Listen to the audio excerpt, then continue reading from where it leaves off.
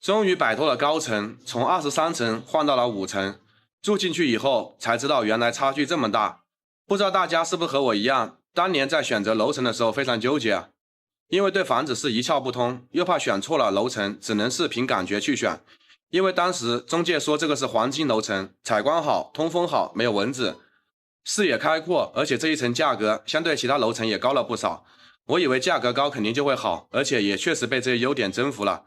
这完全就是我想要的生活，于是我就果断定了这一层。但万万没想到，住进去以后和想象中的完全不一样，越来越多的问题让我备受折磨。首先第一个问题就是等电梯的时间久，说实话每天等电梯真的是太痛苦了。我估计很多人住高层的朋友也会有这种感受吧。我这虽然是2部电梯，但感觉根本就不够用。每天乘电梯的人非常多，尤其是早高峰的时候，年龄从小到老什么人都有，上学的、上班的，还有出去买菜的，2部电梯都被挤得满满的。本来电梯里面就要等上几分钟，好不容易上了电梯，又要忍受着几乎每层一停的节奏。有时候如果赶时间，在电梯里面急得都快疯掉了。有人说这个问题慢慢就习惯了，刚开始我也这么想的，但是时间长了我发现非但没有适应，反而越来越痛苦了。第二个问题就是电梯里面的味道难闻，其实在装修的时候就发现了，电梯里经常有一股油漆的味道，因为空气不流通，持续了很长一段时间都会上不掉。后来大家装修都结束了，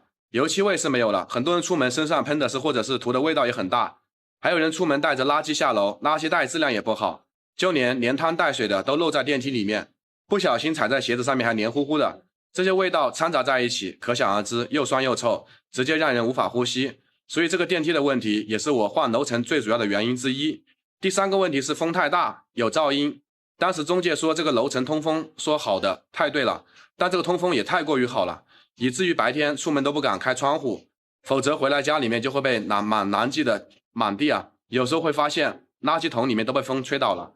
后来我出门都不敢再开窗户了，只能等下班回来后再给房子通风。风大就会有噪音，有时候大风天气，只要关上窗户就能听到风的呼啸声，声音特别大，而且很尖锐，晚上很难入睡，还很多次被吵醒，睡眠质量也越来越差。第四个问题是水压太低，高层自来水是通过2次打压供上来的，供水系统好坏决定了这个楼层的水压的高低。我家的水压都非常低，水流小可怜，平时洗菜做饭都能明显感受到，如果在用水高峰期那就更惨了，打开水龙头看着都是着急，所以我买了几个水盆水桶，经常提前1天晚上把水放出来，留着第2天用，只有这样才不用在水龙头前面苦苦等待了。但最大的问题是洗澡，洗澡水又不能提前放出来，而且也没有那么大的水桶，所以只能慢慢的冲洗，有时候不耐烦了，甚至连身上的沐浴露都没有太冲洗干净就不洗了。因为太着急了，所以住在23层给我带来太多的痛苦。如今换到了5层才知道居住差距才会这么大，